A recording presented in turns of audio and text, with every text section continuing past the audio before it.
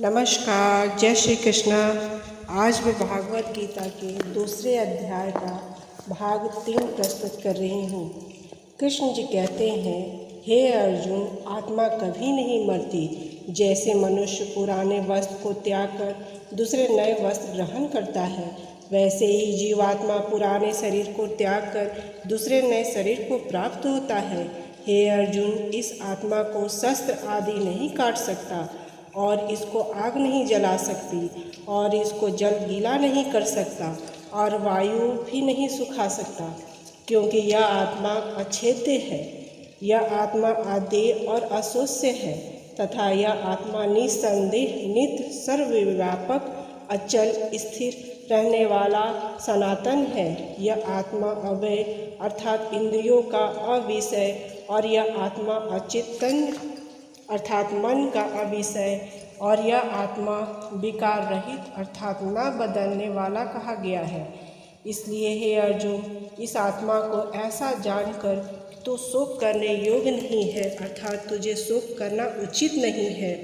यदि तू इसको सदा जन्मने और सदा मरने वाला माने तो भी यह हे अर्जुन इस प्रकार शोक करने को योग्य नहीं, क्योंकि ऐसा होने से तो जन्म लेने वाले की निश्चित मृत्यु और मरने वाले की निश्चित जन्म होना सिद्ध हुआ।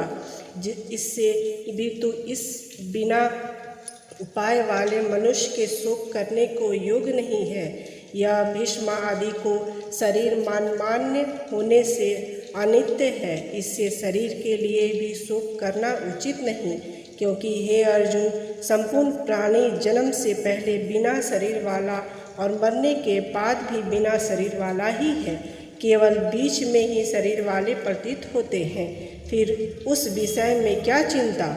हे अर्जुन, यह आत्म तत्व बड़ा गहन है, इसलिए कोई महापुरुष ही इस आत्मा को आश्चर्य की ज्यों देखता है और वैसे ही दूसरा कोई महापुरुष ही आश्चर्य की ज्यों इसके तत्व को कहता है और दूसरा कोई ही इस आत्मा को आश्चर्य की ज्यों सुनता है और कोई सुनकर भी इस आत्मा को नहीं जानता।